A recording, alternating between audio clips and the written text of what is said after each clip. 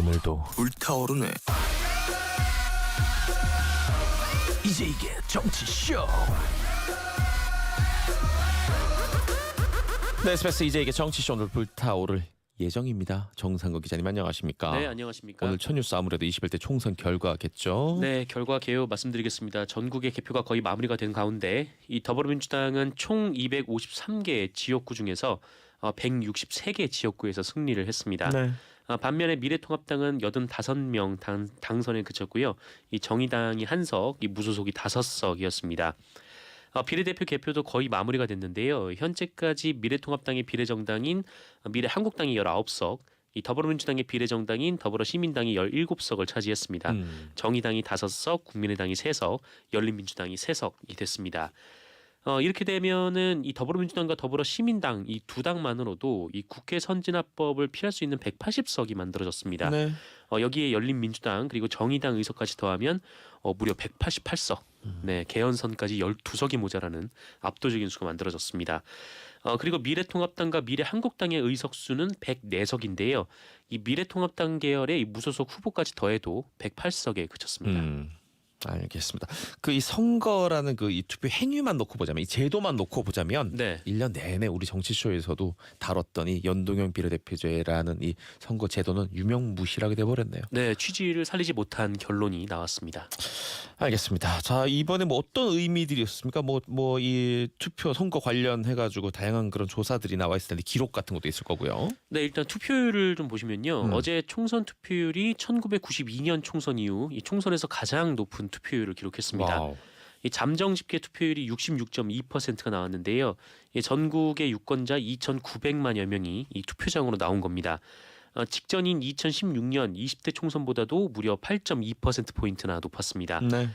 코로나19로 인해서 투표율이 줄어들 것이다. 이 60을 넘냐 안 넘냐가 문제일 것이다. 뭐 이런 예상이 있었습니다만 예측이 참 무색하게도 오후 4시에 이미 60%를 넘었습니다. 이번에 높은 투표율은 그 역대 최대치를 기록한 이 사전 투표율 26.69%도 한몫을 했습니다. 지역별로 보시면 울산이 68.6%로 가장 높았고요. 서울도 68.1%를 기록을 했습니다. 세종이 68.5, 이 전북, 전남이 각각 전남, 전북이 각각 67.8과 67%가 나왔습니다. 평균보다 높이 나왔고요. 반면에 충남이 62.4%로 가장 낮은 투표율을 기록했고요. 제주가 62.9%, 인천이 63.2%로 평균보다 낮은 투표율을 보였습니다.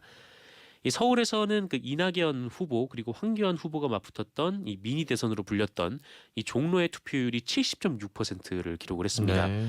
서울 평균을 웃돌았는데 그리고 또 여야 모두 관심을 모았거나 이 접전이었던 동작 그리고 송파가 각각 71.2, 71.3을 기록했습니다.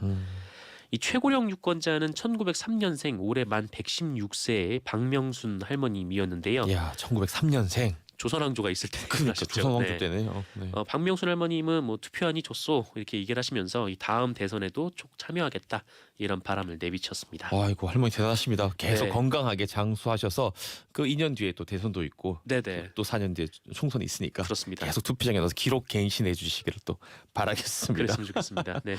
자, 뭐 좀 황당한 일들도 있었어요.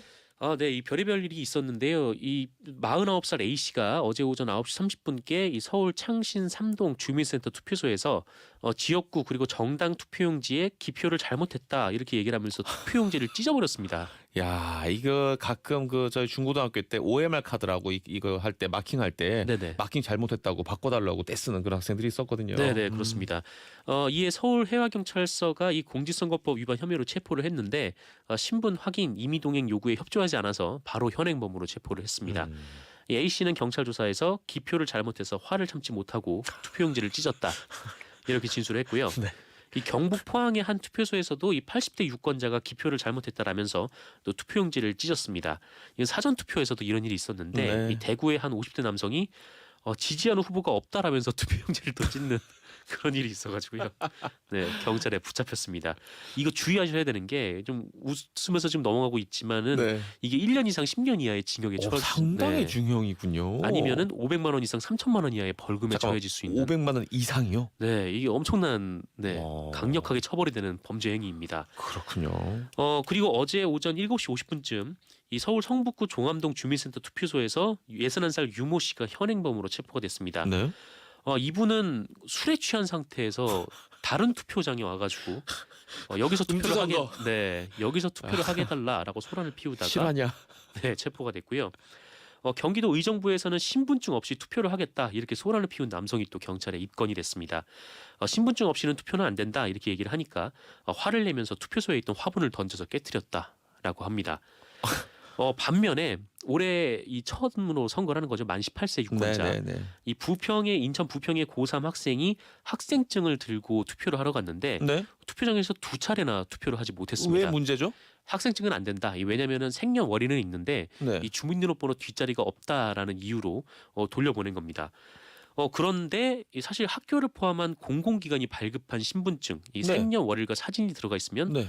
투표가 가능합니다. 그렇죠. 저희도 그렇게 안내했습니다. 정치쇼에서도 네, 퀴즈하면서.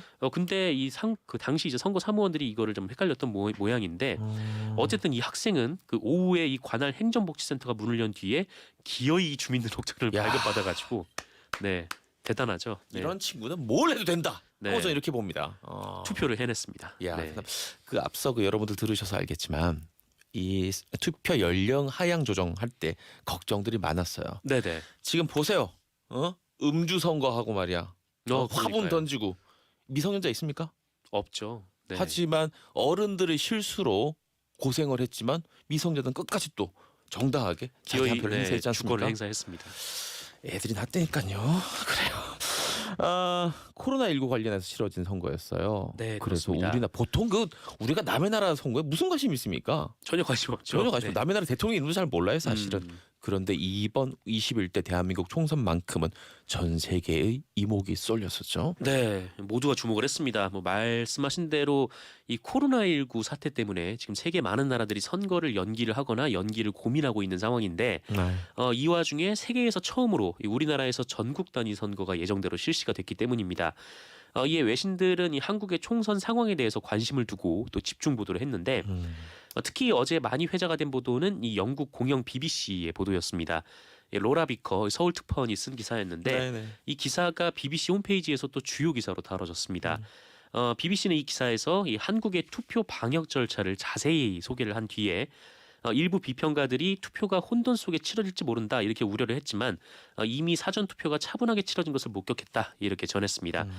그러면서 이 감염의 공포가 투표 참여에 영향을 미치지 않는 것 같다 이렇게 얘기를 하기도 했고 또 이번 선거가 재확산을 촉발할지 모른다는 두려움도 있지만 한국은 이번 팬데믹 그러니까 세계적 대유행 속에서 이 무엇이 가능한지를 또 한 번 증명하려는 듯하다 이렇게 또 호평을 했습니다.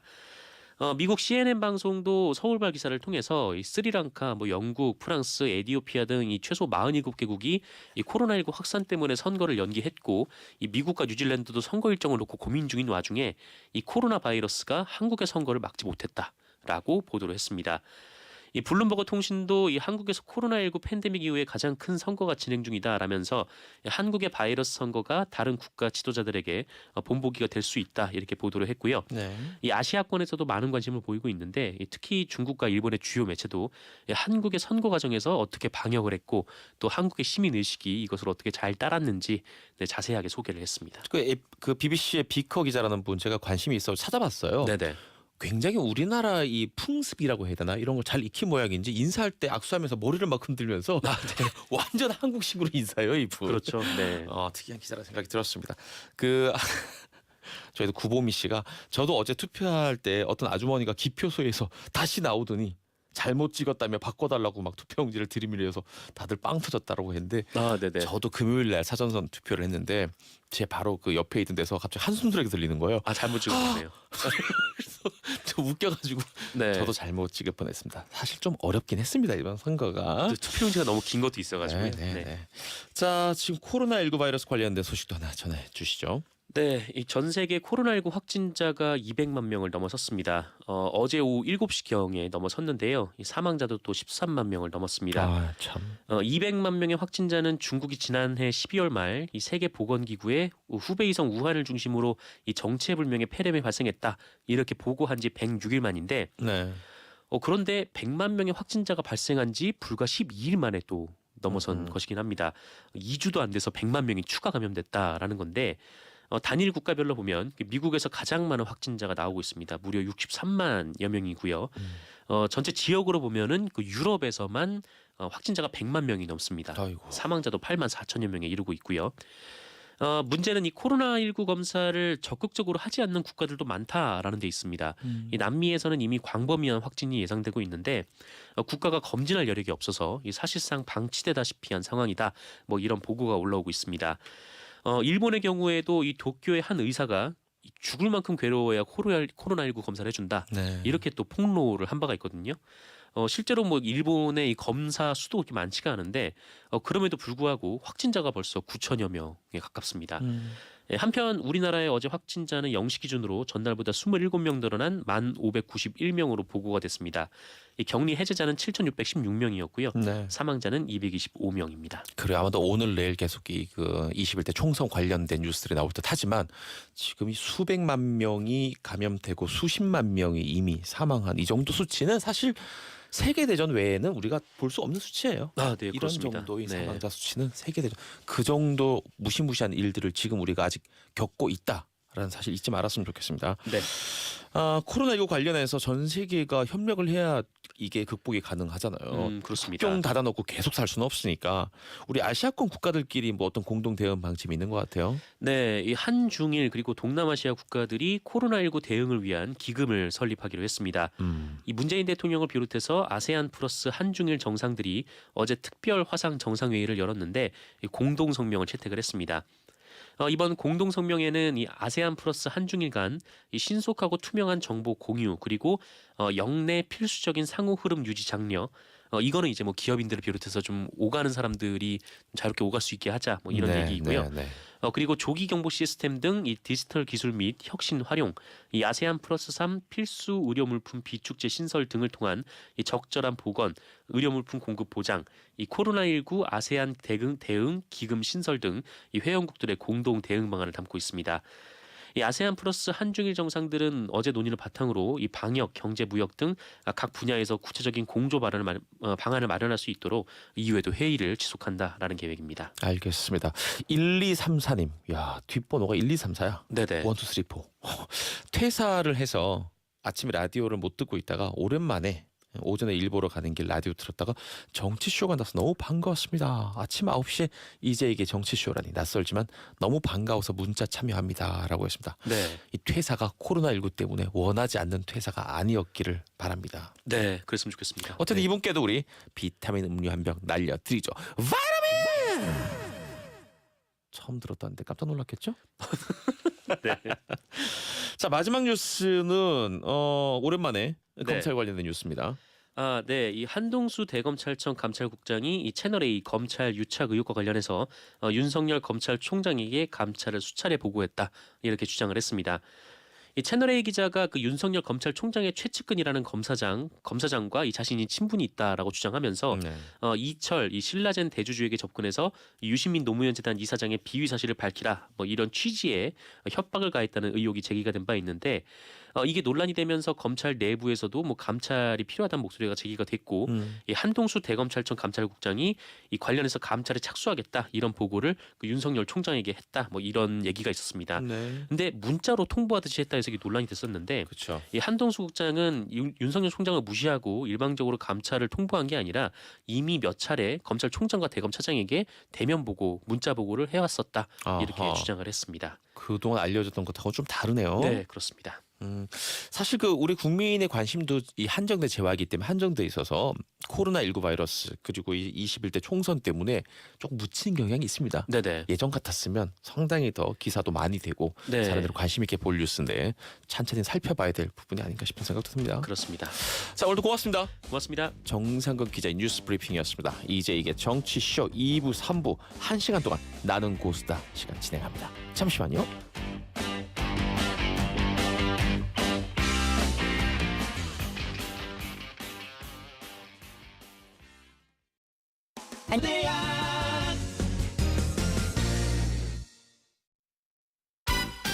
Now, 이제 this is 이게 정치쇼. 정치쇼. 이제 이게 정치쇼 4월 16일 목요일 2부, 3부 네 분의 고수들 모시고 한번 이야기 나눠봅니다. 나눈 고수다 시간입니다. 박진호 SBS 보도본부 경제부장 나와 있습니다. 안녕하십니까? 네, 안녕하십니까. 윤태곤 더 모아 정치분석실장 나와 있습니다. 안녕하세요. 제정신이신 거죠? 이제 뭐 괜찮습니다. 아니 어제 새벽 늦게까지 네, 개평하고 SBS에서 2시 반까지 했죠. 2시 반까지 아침에 또 뭐 조찬 모임 하나 하시고 네. 야 대단한 체력입니다 진짜. 박연매 기자 역시 괜찮죠? 네, 안녕하세요. 네 제가 들은 것만 몇 개인데 박연매 기자도 저 산업일꾼이라. 네. 알겠습니다. 아이와 함께 또 나와 있습니다. 김진일 뉴스톱 대표 나와 있고요. 네, 안녕하세요. 자 누구부터 말씀 여쭤볼까요? 민주당 180, 통합당 103. 이 뭐 과반 훨씬 넘어서 압승이다. 김준일 대표님 어떻게 네. 보셨습니까? 기표표와? 좀 충격받았어요, 사실은. 예. 2004년 그러니까 총선이 그때가 이제 그 노무현 대통령 탄핵 이후에 벌어지고 열린우리당이 152석을 가져가는 뭐 그런 네. 상황이었잖아요. 근데 그 전에 잘하면 180석까지 가져갈 수 있다. 그런 얘기들이 나오다가 정동영 의장의 노임 폄훼 발언이 있으면서 이제 역풍 불고 이렇게 됐었거든요. 네. 그러니까 최대치 뽑아낼 수 있는 최대치를 뽑아냈구나. 이게 가능하구나라는 거에 좀 깜짝 놀랐어요. 이 숫자가 사실은. 현실화될 수 있구나? 예. 어떻게 보셨습니까? 이제 저도 뭐 비슷한 생각이고요. 그러니까 이런 모든 시나리오들이 다 붙었을 때 이런 숫자가 나올 수도 있겠다라는 게 나온 거고, 김준희 대표 말씀하신 대로 보통 어떤 정당들이 이제 아주 잘 나갈 때 여기 이까지 가겠다라고 할 때는 막판에 근데 또 반대 역결집이라든지 견제 심리가 있어 좀 꺾이는 게 통상적이었거든요. 네. 근데 이번에는 꺾임이 없었다라는 거죠. 그냥 쭉 가는 게 쭉쭉쭉 끝까지 올라갔다. 예. 사실 그 저희 광고 나가는 동안 이야기 나누면서 윤태곤 그 실장님 해주신 그 고스톱 관련된 비유가 제일 확실한데 어떻게 하고 근데 또 어떻게 하고 결국 이쪽이 또 어떻게 돼가지고 믿을 수 없는 전설적인 한 판이 나왔다. 뭐 이 표현이 쏙 들어오긴 하지만 지상파 방송이라 네. 그러면서 추측만 해보십시오. 박연미 기자는 어떻게 보셨습니까? 저는 이 환국과 회귀 이 두 단어로 정리를 했는데 똑똑한 걸 알겠지만 너무 어려운 단어 같습니다. 일단 환국. 환국. 이 노론의 시대는 지나가고 있구나. 그게 설명이에요 지금? 아니 더 이상 내가 동교동계다 상도동계다 이런 것들을 따지던 그러니까 마지막 남은 씨종자 이런 단어가 먹히는 시대는 지나갔구나. 쿨하지 않은 것들과의 결별 시대가 시작이 되었구나. 한편으로 탄식하게 되는 점은 지난 총선에서 우리가 제3지대의 가능성을 엿봤거든요. 네. 국민의당이 파란을 일으키면서 두 가지 색 말고 세 가지 색이 조화를 좀 이뤘고 호남과 영남에서 각각 다른 맞아요. 색깔 깃발이 꽂혔는데 정확하게 반분되는 그 지도를 보면서 우리 정치의 그 어떤 양상, 정치판의 어떤 회귀 적어도 한 10년 전으로 우리 정치판의 어떤 색깔이 돌아갔구나. 다만 그럼에도 불구하고 한 가지 느끼는 희망이라면 네. 매운맛의 시대가 갔다. 그러니까 맵게 정치하는 사람들, 쓴말하는 사람들 말고, 그러니까 노루발 드는 사람들 말고 말로 정치하는 사람들 원하는구나. 이런 메시지는 정확하게 전달이 된 것 같습니다. 알겠습니다. 기자님 어떻게 보셨습니까? 박진호 기자님. 코로나 민심이 안정을 택했다라는 게 이제 오늘 대부분 조간 신문들 헤드라인이에요. 네. 이제 뭐 방역도 방역이지만은 일단 무너지는 그 서민층 경제를 떠받치기 위해서는 현 여당, 현 정부의 역할이 원만하게 이루어지는 것이 중요하다는 민심이 작용했다. 근데 뭐 우리가 이제 오늘 얘기를 하면서 차후에 말씀드리겠지만은 지금 희망적인 부분을 우리 박연미 기자가 얘기하셨기 때문에 좀 얘기를 하자면은 이게 이제 과거 고전 병서에서 유래한 얘기지만은 정치인들 사이에서도 이게 18의 승리보다는 7할의 승리가 가장 이상적이란 말이 있어요. 근데 이 완승의 역설을 의미하는 건데 앞으로 벌어질 많은 일들을 보면은 이번 압승이 차기 대선까지는 상당히 좀 다이나믹한 정치권의 그 일들을 예고하고 있다. 네. 반드시 또 여당에게 이 압승이 꼭 좋게만 작용하지는 않을 것 같다라는 느낌도 듭니다. 예. 알겠습니다. 좀 지역구 를 네. 이제 위주로 이제 얘기를 나눠봤는데 비례도 이번에는 상당히 중요하죠. 예. 김준일 대표님 아직 결과가 완전히 정해진 건 아니죠? 예, 그러니까 정확하게는 오후 5시쯤에 오늘 오후 5시쯤에 선관위가 회의를 해서 네. 그다음에 한 6시쯤에 아마 의석수를 결정을 할 거예요. 근데 왜냐하면 3%를 못 넘은 그 정당들을 다 빼고 그걸 다시 이제 배분을 해야 되니까 근데 현재까지 이제 뭐 의석수를 예상 의석수를 보면은 아마 거의 맞을 겁니다. 미래한국당하고 더불어시민당이 17석씩 그리고 정의당 5석, 국민의당 5석, 열린민주당 3석 그러면 이게 47석이거든요. 이렇게 배분이 될 것이고 민생당은 3%를 못 넘겼어요. 2.72%. 그리고 그 뒤에 뭐 나머지 정당들 뭐 우리공화당이라든지 뭐 이런 정당들 다 못 넘겨서 결국은 뭐 이제 열린민주당까지 3석을 받는 걸로 끝이 나게 되겠죠. 결과만 놓고 보면 그 길고 긴 투표용지 뒤쪽은 네. 사실은 뭐 표를 뭐 실익을 거두지 못했다 이렇게 또 봐야겠습니다. 이 거대 초거대 여당이라는 표현을 써도 되겠죠. 사실 네. 150만 대도 뭐 그냥 거대 여당이라고 넉넉히 붙일 수 있는데 이 초거대 여당이 탄생했다는 것의 의미는 뭘까요, 윤 실장님? 그러니까 우리가 뭐 숫자 몇 개를 이야기하는 게 있죠. 우리 국회의원이 정수가 300명이지 않습니까? 네. 20 제일 낮게는 교섭단체 만약에 20, 100 개헌 저지선을 막는다. 네. 그 다음에 120. 이 120이란 거는 상대가 180보다는 작다라는 거예요. 120이란 거는 그 국회 선진화법상에서 이제 뭘 막을 수 있는 이런 것. 관련해서. 그 다음 150이라는 숫자가 있겠죠. 150은 과반이니까. 네. 그다음 이제 뭐 165, 167 이렇게 따지는 것이 전 상임위에서 우위에 설 수 있는 숫자. 모든 상임위에서 한 명 이상 많다. 그 다수당이. 그리고 180이라는 숫자가 국회 선진화법을 깰 수 있는 숫자. 그리고 200이라는 숫자는 개헌을 할 수 있는 숫자인데 아니 이렇게 좋은 정리를 총선 전에 해주셨어야죠. 아 그렇습니까? 근데 이제 총선 전에는 우리가 깜짝 놀랐어요. 200, 180 이런 거는 이제 그냥 가능하게 이론적으로 이렇게 교과서에 나오는 뭐 이제 그런 숫자였던 알겠습니다. 거죠. 근데 이제 실제로 나온 게 180이라는 숫자가 나와버린 거죠. 그러니까 이제 앞에 말한 걸 다 하고도 남아서 예. 이제는 뭐 그럼 이게 선진화법까지도 거꾸로 보면은 야당 기준에서는 100 넘겼고 네. 지금 뭐 103, 그 103입니까? 개헌 저지는 네. 가능한데 103에다가 여기 이제 무소속이 5명인데 1명은 민주당 들어가고 싶어 하고 4명은 그 통합당 들어가고 싶어 하거든요. 네네. 그 4명은 들어올 거예요. 그럼 음. 합치면 한 107, 108 뭐 이렇게 되는 거 아니겠습니까? 네네. 국민의당까지 합치면 이제 한 110을 넘는 거니까 개헌 저지선보다는 여유가 있는데 120에는 못 미친다. 이렇게 나온 거죠. 자, 뭐 이유를 한번 다른 고수들한테 그 이 원인을 한번 각자 분석한 걸 물어보겠습니다. 김준일 대표님 이 지금 결과 이유는 뭐라고 보십니까? 여러 가지 이슈가 사실 있었습니다. 추측 가능한. 일단 그동안에 이제 그 보수 진영과 진보 진영의 어떤 이미지나 수식어들이 있었어요. 대표적인 게 보수는 유능한데 부패해. 네. 예, 부패하지만 유능해. 진보는 청렴한데 무능해. 이게 굉장히 오랫동안 90년대부터 한 2000년대 중반까지 가지고 있었는데 이게 네네. 이제 깨졌어요, 사실은. 음흠. 지금은 오히려 진보가 유능한. 근데 보수는 국정농단 사건이나 이런 거를 거치면서 부패한데 이번에 코로나19 사태에서 뭔가 무능한 것까지 겹쳐진 거예요. 그러니까 이 두 개 장점이 아무것도 없어진 거예요. 그러니까 한마디로 얘기하면 지금 이미지상으로 봤을 때. 그러니까 이렇게 역대급의 스코어가 나올 수밖에 없는 거고 이제 바꿔야 돼. 그러니까 그러면 유능하다라는 걸 보여줘야 돼. 그동안 부패했어도 계속 오랫동안 승리를 했었던 거는 유능해서였잖아요. 그러니까 지금 네네. 보수가 그러면은 어떻게 바꿀 것이냐가 지금 굉장히 무엇을 카드로 보여주고 유능하다라는 걸 입증할 것인가가 지금 보수 진영의 놓인 과제라고 할 수 있죠. 이게 이 선거의 뭐 의미나 이런 거에 원에 대해서 뭐 여러 가지를 이야기할 수 있겠지만 네. 코로나19에 대해서 국한에서 조금 저는 좀 깊이 들어가 보면요. 자, 선거라는 게 이제 4월 15일 날 이루어졌습니다. 그 전주 주말에 사전 투표가 있는 거잖아요. 네. 그러면 이 여론이라는 게 한 4월 8일부터 15일 사이 요 일주일 때 딱 찍어 가지고 단면으로 잘랐을 때 어떻게 돼 있느냐인 건데 코로나19 기준으로 볼 때는 전부 다 좋은 쪽이었었죠. 자, 방역의 숫자가 50대, 40대 뭐 숫자가 이제 확진자 숫자가 그렇게 이제 줄어든 거. 20대로 예. 유지했죠 며칠 동안. 마스크 대란 같은 거는 안정적인 거. 그렇죠. 뭐 이제 약국에 가면 줄도 크게 안 서고. 네, 네.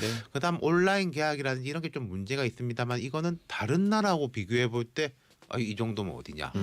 그리고 매일매일 그때 뉴스에 나왔던 게 뭡니까? 어느 나라 대통령이 문재인 대통령한테 전화해가지고 존경합니다. 그리고 참 존경합니다. 우리한테 뭐 좀 팔아주실 수 있겠습니까? 네네. 계속 그런 뉴스들이 나왔던 것들이 있는 거죠. 그리고 조금 더 깊이 들어가 보면요.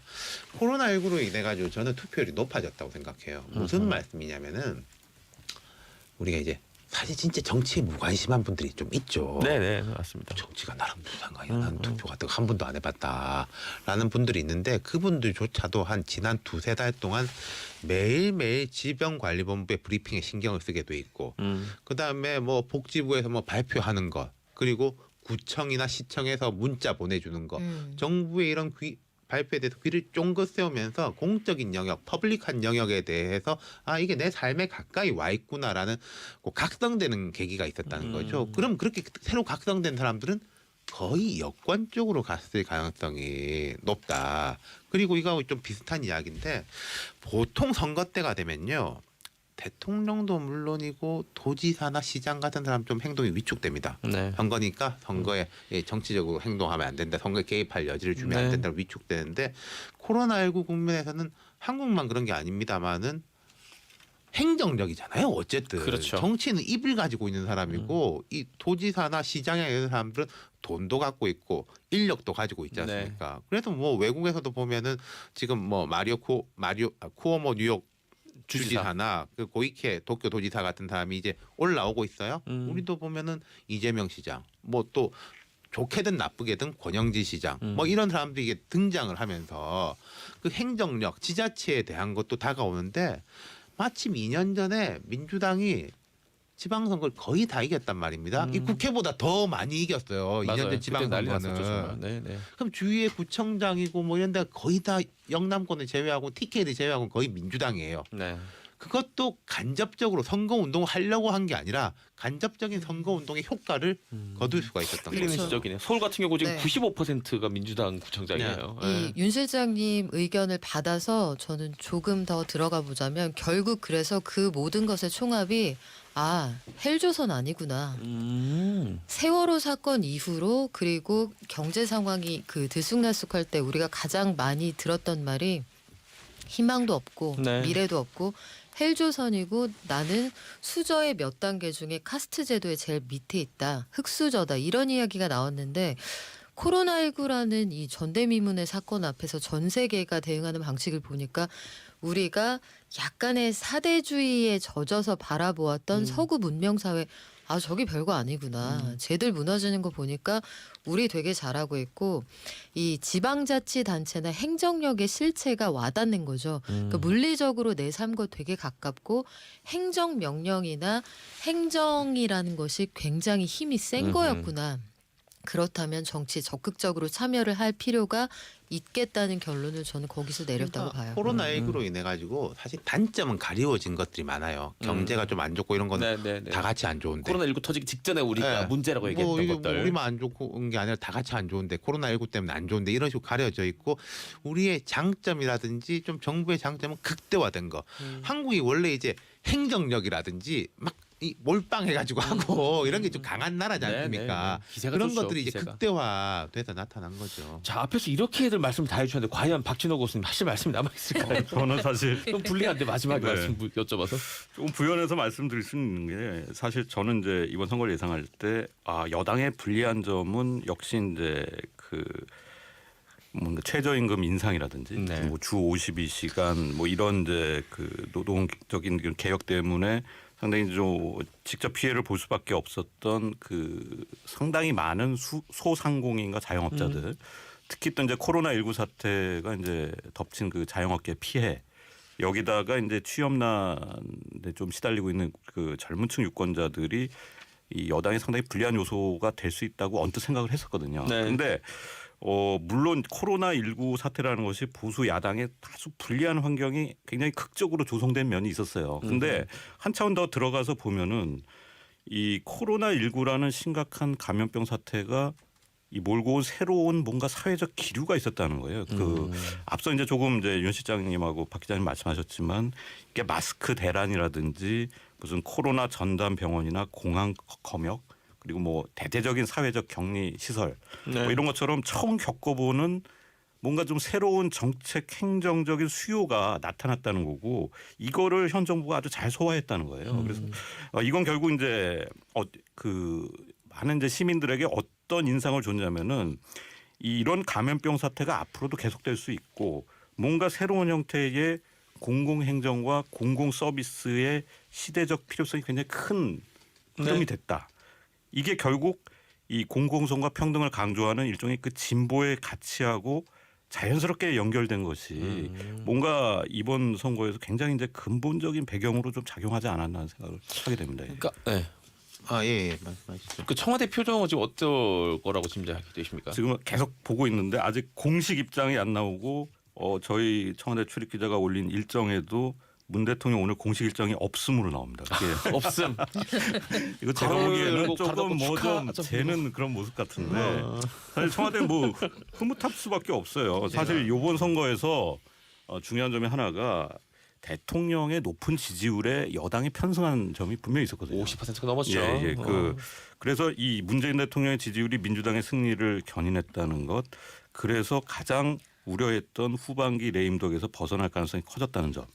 좀 더 미시적으로 보면은 이제 앞으로 예상되는 이 검찰과의 정치적 또 명분 대결에서 상당한 우위를 점하게 됐다는 점이 청와대는 굉장히 흐뭇한 점일 거고 무엇보다 앞으로 당정 관계에서 청와대가 상당히 우위에 서면서 이 전당대회는 물론이고 차기 대선까지도 뭔가 이 친문 내부의 경쟁 구도로 가게 될 가능성이 상당히 높아졌다는 거고 이거는 역시 이제 문재인 대통령의 영향력이 집권 후반기에도 상당히 계속될 가능성이 크다라는 점을 시사하는 거거든요. 그리고 좀 더 미시적으로 보면 행정적으로도 뭐 총리나 대법관 뭐 이런 인준에 따른 부담을 상당히 덜었어요. 네. 국회를 장악하고 네. 있으니까. 네. 예. 어떻게 보십니까? 청와대 이 청와대는 앞으로의 예상이라고 할까 이런 행보. 거죠. 민심을 엄중하게 받아들이며 좌고우면하지 않고 뚜벅뚜벅 코로나19 극복에 매진하겠습니다. 잘 들었습니다, 그런 거 대변인님. 지금 성대모사 하신 거죠? 대변인인 줄 알았어요. 강민석 대변인 제가 뭐 개인적으로 아는데 그 이제 그 접전 지역이었던 그 이제 승부처를 한번 돌아보는 시간을 또 갖도록 하겠습니다. 요거 첫 번째로 고민정 오세훈 후보 또 최재성 배현진 후보 여기 송파을이죠. 이수진 나경원 후보 여기 동작구 셋 다 을이네요. 지난번에 또 짚어주셨지만 박연미 고수님 선거 결과 좀 정리해 주시죠. 을의 전쟁이었는데 네. 고민정 후보 저를 간밤에 잠 못 들게 했던 후보입니다. 끝까지 엎치락뒤치락 했는데요. 청와대 대변인 출신인 고민정 더불어민주당 당선자가 이 대권의 잠룡이다 이렇게 분류되어 있던 미래통합당의 오세훈 후보를 꺾고 당선이 됐습니다.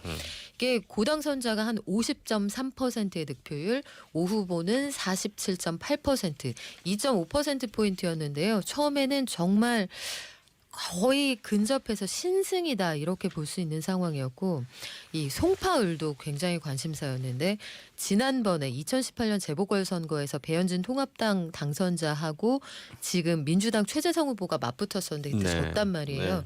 이번에는 배현진 후보가 이겼습니다. 그 배현진 당선자가 50.4%로 최재성 후보 46%를 득표했는데 그 이번에 이겼고요. 배 당선자가 금배지를 거머쥐었고 뿐만 아니라 이 홍준표 퀴즈라고 불렸잖아요. 아버님이죠. 정치적 그렇죠. 아버님. 정치적 아빠죠. 부녀 동반 입성이네요. 부녀 동반 입성이고 아마도 그 지금 통합당 안에서는 숨은 중진 찾기가 벌어질 거예요. 중진 어디 있지? 중진 어디 있더라? 다 떨어졌으니까. 다 지금. 떨어졌으니까 공천이 결국 잘못됐다는 얘기로 이어질 텐데 무소속으로 당선된 후보들이 돌아오면 아빠와 함께 중앙정치 무대에 어떤 야. 무대로 들어가지 않을까. 또 마지막으로 이 이수진 후보하고 나경원 후보가 맞붙었던 동작을의 경우에도 엎치락뒤치락 했거든요. 이수진 당선자가 52.1%, 나경원 후보는 45%를 얻었습니다. 이 나경원 후보 이 동작을에서만 두 차례 당선이 됐고요. 사선 중진의 원내대표까지 지냈는데 네. 결국은 낙선하게 됐습니다. 오세훈 후보, 나경원 후보의 중진들이 탈락했습니다. 김준일 대표님은 어느 지역을 또 어제 밤늦게까지 관심 있게 지켜보셨습니까? 저는 사실 그 김남국 변호사가 아. 나온 안산 안산 단원을 단원을. 죄송합니다. 이 안산 단원을 막판까지 쫄깃했어요 사실은. 진짜 예. 너무 근소했어요. 아, 예, 예. 저도 신분이 있어가지고 끝까지 지켜봤는데 예. 아, 요 자리였죠. 네, 요 자리에 출연했던 출연자이기 그 됐죠. 사전 투표함이 뒤에 오픈이 되면서 그 사전 투표함은 뭐냐면은 그 무슨 팟캐스트 이슈가 있기 전에 투표가 이루어진 거라서 네네네. 훨씬 더 유리했고 그 팟캐스트가 결과적으로 영향을 어느 정도 준 걸로 보여요. 그러면 좀 더 쉽게 이길 수도 더 쉽게 이겼을 승부다. 수 있었는데 그렇게 돼서 굉장히 관심 있게 지켜봤고 이게 어찌 됐든 또 하나는 조국 이슈가 있었잖아요. 조국 네네. 사태 있었고 강선우 후보도 강서갑인가요, 을인가요? 헷갈리는데 거기서 여유 있게 이겼거든요. 그러니까 조국 사태가 공정성 이슈가 이번 선거에서는 거의 아무런 힘을 못 발휘했다라고 이제 정리가 되는 거죠, 사실은. 민주당이 그 이야기를 계속 제가 우리 방송에서 몇 번 말씀드렸는데 민주당 그 부분에 대해서 말을 안 했어요. 네네네. 이게 뭐 좋다 나쁘다 자체 말을 계속 피했다. 니들이 말한다면 뭐 모르겠지만 우리는 말은 안 한다 이런 네. 느낌이었죠. 그리고 이제 열린민주당은 계속 그 이야기를 했는데 결과가 좀 안 좋았잖아요. 그러면 이게 민심이 또 어디에 있는지 보여준 거가 있죠. 그러네요. 또 열린우리당 생각해 보면 거기서는 일종의 제1선 기치로 내걸었던 것이 열린민주당. 조국 열린민주당. 아직까지 열민당. 아유 헷갈린다. 그 사실 이런 초접전 지역이 또 많이 있어서 또 어디 보셨습니까? 김남국 후보 같은 경우는 저는 신기했던 게 저는 이제 그 두 포털 사이트 다음과 네이버를 번갈아서 보고 있는데 계속 밑에 그 페이스북이라고 해야 되나 트위터라 메시지가 뜨는데 아 지금 사전 투표함이 뭐 개봉돼서 300표 차이로 이기고 있답니다. 막 이런 게 올라오는 거예요. 그래서 나는 이 사람들 이걸 어떻게 알았지? 계속 그게 올라오는 거예요. 되게 저는 이제 신기하더라고요. 특정 선거구라기보다 부산하고 인천을 보시면 이 재밌었던 부산, 게 인천. 접전들이 되게 많이 벌어졌어요. 근데 부산은 대체로 접전이 벌어진 데가 야로 넘어갔고 인천은 접전이 벌어진 데가 여로 넘어갔다. 그게 결과적으로 보면 뭐 이게 11대 1, 12대 3 이런데요.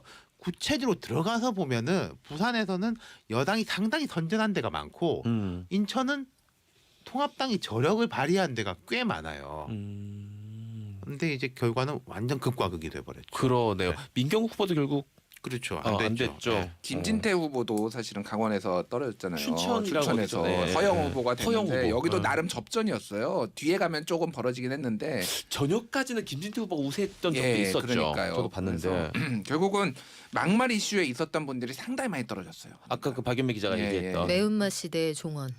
이제 순한맛의 시대다. 근데 통합당은 네. 뭐 막말이고 순한 말이고 많이 떨어졌어요.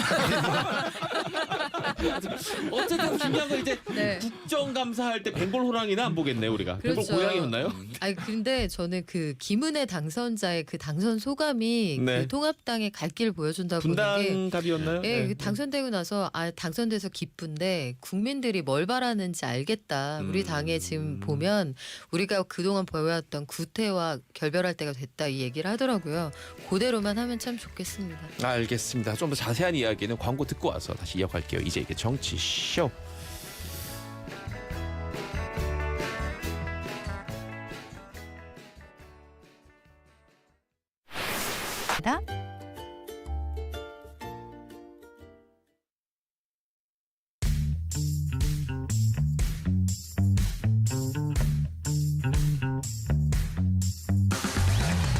이제 정치쇼.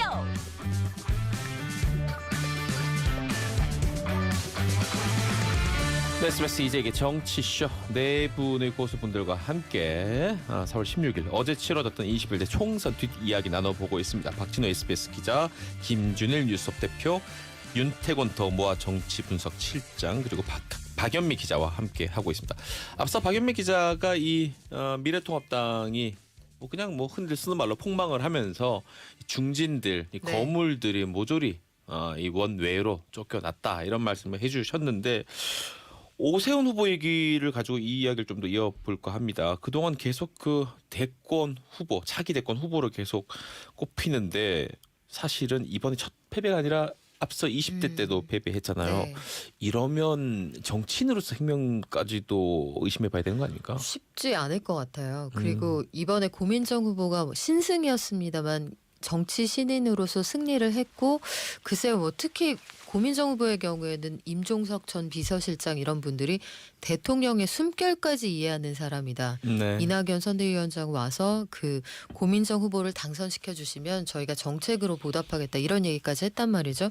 고민정 후보에 대한 지지는 결국 대통령에 대한 지지 거기에서 비롯되는 것이기 때문에 애초부터 아마 오세훈 후보에게 쉽지는 않은 싸움이었을 텐데 오세훈 후보 입장에서 굉장히 뼈아프죠. 중앙정치 무대로 돌아갈 수 있는 거의 마지막 기회였는데 네. 토대가 무너졌을 뿐만 아니라 안에서 누군가 끌어줄 수 있는 동력도 없거든요. 아마 우리가 오세훈이라는 이름을 다시 정치판에서 듣기가 쉽지 않지 않을까 싶어요. 네. 약간 유튜브 생각이 시장에. 달라요. 오세훈 후보 이겼으면 정말 좋았을 거예요. 이게 남들이 다 떨어지는데 이기면은 그게 훨씬 더 빛이 나지 않습니까? 특히 또 서울에서. 그리고 지난 전당대회에서 황교안 다음 오세훈이었거든요. 오세훈이 됐더라면 그런 이야기도 나왔을 것이고 어차피 통합당이 지금보다 중도적으로 가야 된다는 데는 모두가 의견을 일치하니까 네, 그 네. 이제 선두 주자가 됐겠죠. 근데 이제 안타깝게 진 건데 박연미 이제 말씀하신 것처럼 이건 고민정 오세훈의 싸움이라기보다는 그 문재인 대통령과 여기 대통령과의 여권 대 싸움. 오세훈 여기가 이제 지역적으로도 험지잖아요. 네. 그런 부분이 있었기 때문에 단기간은 쉽지 않겠지만은 뭔가 제 생각에는 무슨 뭐 재보선이라든지 이런 거가 되면은 기회가 한 번 있긴 있을 것 같아요. 그때 아깝게 졌던 사람 뭐 이렇게 되는 건데 그리고 이쪽 동작을은 또 여기하고 약간 느낌이 다른 게 동작을은 선거 자체가 나경원에 대한 찬반 투표 형식이었다. 이게 원내대표의 무덤, 뭐 원내대표 리스크 이런 이야기가 있는데 어떤 거냐면요. 원내대표 역할을 하면은 보통 상대 측에서 볼 때 되게 미워하게 됩니다. 그다음은 특히 야당 원내대표 같은 경우에는 막 투쟁, 뭐 보이콧, 뭐 이런 거를 하지 않습니까? 세게 나가야 될 필요가 네, 있죠. 역할이. 나경원 의원이 동작 수도권에서 이제 좀 강점이 있었던 것은 이 보수 진영 내에서는 그래도 조금 중도적인 이미지, 막 이제 극우 보수적인 이미지하고는 거리가 먼 것이었는데 원내대표를 하면서 이 되게 이 자유한국당의 얼굴 이렇게 돼버렸단 말이죠. 그래서 중도층, 약간 중도 보수층에서도 돌아서고 진보층은 똘똘 뭉쳐가지고 이게 뭐 이순신이 당선시키자가 아니라 나경원은 떨어뜨려야 된다. 이런 식으로 간 거니까요. 지금 층 얘기가 계속 나오고 있는데 층 우리가 보통 얘기할 때 뭐 층이 제일 많이 부는 것을 연령층 할 때 층이 제일 많이 붙이지 않습니까? 예, 김준일 예. 대표님 지금 아까 그 나경원 원내대표 효과 역효과라고 해야 정확하겠죠? 얘기도 하셨는데 이런 어떤 연령에서 이 어떤 특정 세대의 정치인들을 거부한다거나 뭐 이런 식의 경향은 보이지 않습니까? 그러니까 이번 총선에서 굉장히 우리가 눈여겨 봐야 되는 그게 있어요. 그러니까 이제 일반적으로 나이를 분석을 하고 동년배 분석을 합니다. 나이는 동년배 분석. 나이는 그러니까 20대, 30대, 40대, 50대 이렇게 하는 거고 동년배는 60년대생, 70년대생, 80년대생. 그러니까 이거는 코호트라고 하는데 이거는 그 나이가 먹어도 독특하게 유지되는 그 특성들이 있어요. 그 연대생들이 왜냐하면 경험이 다 다르니까. 근데 지금 우리가 굉장히 이번 선거에 가장 결정적으로 영향을 미친 세대가 있는데 1970년대생들이에요. 여기 앉아 있는 사람 다 해당되네요. 여기 지금 대부분 해당이 되는 걸로 알고 있고요. 다라고 합시다. 아, 예, 다라고. 아니 전부 다 맞잖아요. 네, 네. 1970년대생의 특징이 있어요. 아슬아슬한 분야 매우 70년대였어요. 살리신 줄 아네. 살 70년대생의 특징이 뭐가 있냐면은 대한민국 역사상 가장 진보적인 세대입니다. 그거는 조사를 해보면 알아요. 그러니까 지금 2016년에 통계청에서 한국의 사회 동향이란 거를 이제 2016년에 조사를 했는데 그때 당시에 본인 70년대 그러니까 5년 단위로 했어요. 70년부터 74년이 가장 진보적이었어요. 대한민국에서. 근데 이게 정치적인 의미이신 거죠. 예, 정치적으로 정치적으로 그러니까 물어본 진보적이다. 거예요. 진보냐 보수냐 중도냐 했을 때 보수가 가장 작았어요. 근데 이게 지금 나이를 먹어도 그래서 지금 30대보다 지금 40대가 더 진보적이에요. 물어보면. 그래서 시사저널이 3월 달에 조사를 한 게 있는데 유일하게 보수보다 진보가 더 많은 세대가 1970년대생들이에요. 지금 어허. 최근에 물어본 거에 따르면은. 그러니까 정말로 보수화가 안 되고 있다. 그러니까 원래는 지금 이 40대가 기점이에요. 일반적으로 예전에 구분을 했다라고 하면은 20대, 30대 진보, 50대, 60대 보수, 40대는 중간에서 뭐 보수가 더 많아지거나 뭐 이런 기점이 있는데 40대가 20대, 30대보다 더 진보적이니까 지금 이런 결과가 나올 수가 있었던 거예요. 그러니까 저는 그래서, 그것도 한몫한 네. 것 같아요. 3040 문홀리설. 그런 것들도 그런 망원 가까운 발언이 김대호 있었죠. 전 김대호 김대호 전 후보가. 후보가 3040의 어떤 표심을 건드린 측면도 있는 것 같고 말씀하신 그 30대에서 40대 X세대 네. 우리가 경험했던 것들 우리가 봤던 대한민국이 그렇게 나쁘지 않았거든요. 네. 우리 때 가요계의 황금기였고 대중문화의 황금기였고 거품 경제 절정이었죠. 그렇죠. 이벤트 반찬에 직전에. 고기 반찬 올라올 그때쯤이었거든요. 같이 시켜주고. 전후 세대세요? 고기 반찬 얘기. 대학 졸업장만 있으면 그렇죠. 같이 아니 있고 이런 종금사에서 시절이었어요. 맞아요. 월급 많이 주고 그랬던 경험이 있었던 세대니까요. 네, 조금만 더 네. 말씀을 드리면은 그러니까 보수화가 안 되는 것까지 있고 또 하나가 약간 스타일 그 놀아본 세대예요. 그래서 맞아요. 스타일에 굉장히 날라리 세대라고 할 수 있잖아요. 중요시 여겨요. 근데 지금 미래통합당에 대한 그 거부감, 혐오까지는 아니고 거부감이 매우 강한 게 미래통합당이 지금까지 해온 정치 스타일, 뭐 막말이라든지 뭐 이런 것들에 대한 거부감이 가장 심한 세대예요. 그래서 이번에 수도권에서 지금 몇몇 미래통합당 당선된 분들을 몇몇에 보면은 김웅, 네. 예, 김웅 1970년생이에요. 어허. 김은혜 1971년생이에요. 배현지는 뭐 83년생인데 약간 그나마 스타일이 괜찮은 분들 네네. 이런 분들은 그러네요. 다 됐어요. 그러니까 이게 앞으로 미래통합당이 어떤 방향으로 가야 되는 건지를 명확하게 보여주는 거죠. 그러니까 지금. 미래통합당하고 70년대 그러니까 70년대생이 90년대 정치에 눈을 떴을 거 아니겠습니까? 그렇겠죠. 90년대 정치적 선택지는 뭐냐면은 김영삼, 김대중 그리고 진보 정치가 시작됐대요. 그럼 그때는 보수도 김영삼이에요. 기본적으로. 뭔가 이제 뭐 하나의 척결, 여기 하고 옛날에 전두환. 네네네. 그러니까 그 70년대생이 볼 때는 보수 선택할 수 있는 보수는 김영삼 정도였는데 지금 현재 정치가 점점 더 이제 뭐 탄핵 이후에 오히려 더 오른쪽 가는 거. 지금 이제 김종인 대표님 말씀해주신 김웅, 뭐 김은혜 그리고 평택의 유이동 의원 네. 70년생인데 벌써 3선이 됐는데 여기 아마 좀 역할이 높아질 겁니다. 유이동 의원 같은 경우에 좀 그런 캐릭터들이 있는 사람이에요. 그러니까 제가 그 사람들하고 이야기해 보면은 이제 보수 정치인들도 좀 옛날 분들 하면 좀 말이 안 통하는 예 알겠습니다. 좀 길게 이야기하기 싫은데 그분들하고는 대화가 되는 쪽이니까요. 그쪽에 아마 위상이 보수 정당에 높아질 것 같아요. 그렇다면 김준일 대표님 지금 이 연령 구조로 봐도 우리가 왜 그 중고등학교 때 배우잖아요. 뭐 예. 인구 구조가 항아리 형이 있고 종 형이 있고 배우잖아요. 지금 70년생들 사실 그 연령 쪼개 놓으면 인구가 제일 많거든요. 그러니까 70년대생들이. 그러니까 지금 미래통합당이 매우 어두워요. 전망이 이대로 가면은 매우 어두운 게 이제 두 번의 베이비붐이 있었는데 한 번은 58년을 즈음해서 그때 베이비붐이 한 번 58년에 무슨 일이 있었죠? 58년 개띠 전후 있었고. 세대잖아요. 그리고 네. 71년도가 100만 명을 찍었어요. 그거를 정점으로 해서 그 양쪽에 95만 명씩 이렇게 쫙 포진했어요. 여전히 많네요. 인구가 제일 많이 여전히요. 태어난 때가 그때라서 이분들이 보수화가 안 되고 50대가 되더라도 보수화가 안 되면은 이제 미래통합당의 지금 이 방식으로는 완전히 어둡다라고 봐야죠. 전망이. 근데 예. 제가 약간 윤태호 실장님. 좀 싸늘한 이야기도 할 필요가 있을 것 같아요. 여권에 대해 가지고 네네네. 한국 사회에서 이게 180석, 200석 뭐 이렇게 되는 거가 한 그 독재 시대 말고는요 한 번, 두 번 역대로 한 두 번 정도가 있었어요. 네. 삼당 합당 직후 음. 그리고 2008년 총선 직후. 삼당합당은 사실 기계적인 결합일 네. 수도 있으니까. 근데 이제 충청, TK, PK가 다 뭉쳤던 거니까요. 네. 그래서 이 집권도 한번 성공했는데 뭐 김영삼 대통령 자체가 그 3당 합당을 해체시킨 거나 다름없습니다. 그 전노 구속 뭐 이런 식으로 하고 내각제 파기해가지고 TK도 자민련도 떨어져 나가고 네네. 자기가 해체를 시켜버렸으니까 이건 조금 다른 이야기인 거고 2008년 총선에서 한나라당은 153석이지만은 친박연대, 친박무소속연대, 자유선진당까지 해가지고 209석이 나왔어요. 민주당 81석 나오고요. 한국은 이제는 이명박 다음은 박근혜 그 다음은 또 누구 여기는 뭐 일본 자민당처럼 네. 갈 것 정말 그때 같다라는 그런 분위기였어요. 네. 견해가 지배적이었는데 물론 2012년에 박근혜 대통령이 당선됐습니다마는 3.6% 차이로 이긴 거고요. 네. 2011년에 이제 오세훈 시장, 박원순, 안철수가 등장하면서 그런 압도적인 우위는 3년 만에 무너졌어요.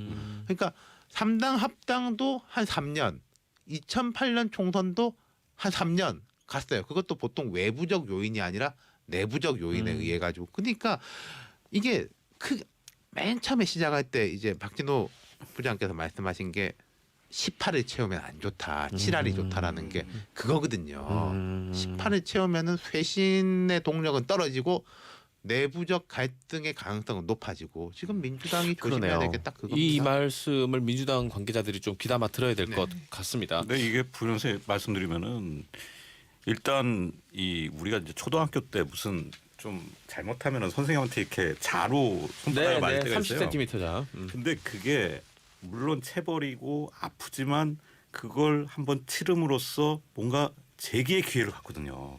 일종의 초등학생도 내가 다음에 열심히 해서 시험 잘 봐야지. 근데 이번 이제 총선이라는 거는 우리나라 총선과 대선의 이 간격 구도가 총선에서 뭔가 그 정권이 중간 평가를 받아야 되는 의미가 있어요. 아하. 왜냐하면은 중간 평가를 피한다기보다는 받아야 돼요. 왜냐하면은 털고 가는 거죠. 예, 털고 가야 되거든요. 그러면 분명히 그러면은 문재인 정부는 이렇게 압도적 지지를 받았지만 그동안 문제가 없었느냐? 그렇게 말할 수 있습니까?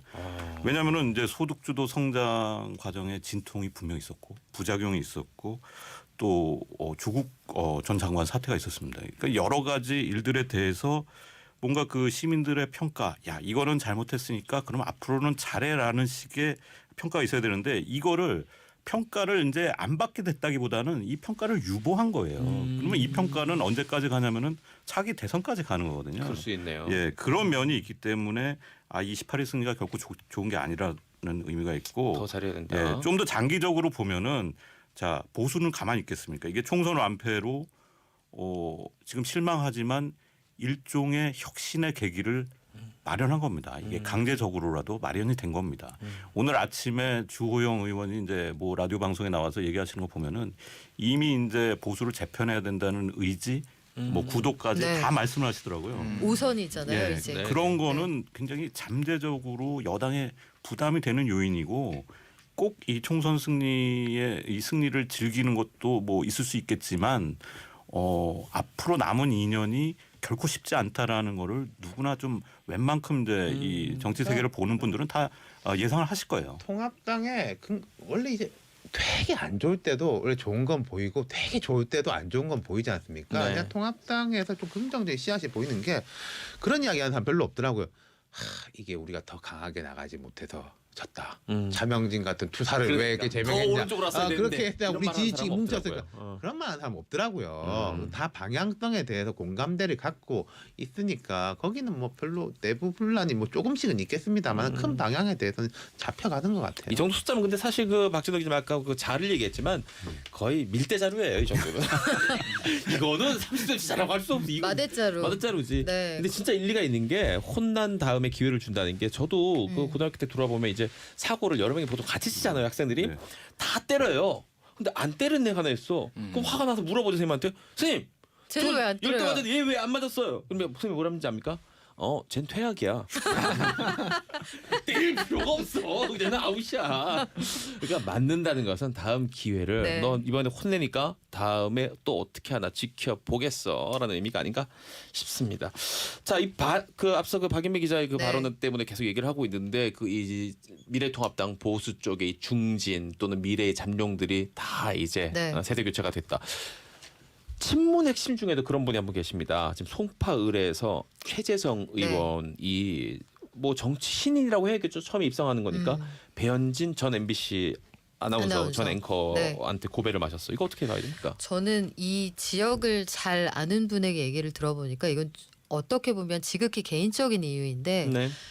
지역구 관리를 지난 2년 동안 정말 촘촘하게 했다는 평가를 많이 받아요. 배현진 당선자가 열심히 했다. 그 지역에서 목욕탕 갔다 올 때도 저 사람 어디서 봤는데 하면 그게 배현진이었고 산책하다 갔다 올 때도 보면 어디서 본 사람인데 하면 배현진이었다는 거죠. 그래서 이게 전체적으로 뭐 송파라는 지역적인 특성도 있겠습니다만 뭐 이번에 보면 서울 전역에서 이른바 종부세 벨트에서만 살아남았잖아요. 그 통합당이. 미래통합당이 그렇기는 합니다만 그걸 차지하고서라도 최재성이라는 이 중진 거물급 정치인을 배현진 후보가 상대에서 이기는 과정에는 배현진 후보의 지역구 관리가 분명히 좀 작용했다고 봅니다. 네. 개인적인 노력의 네. 결실로 본다.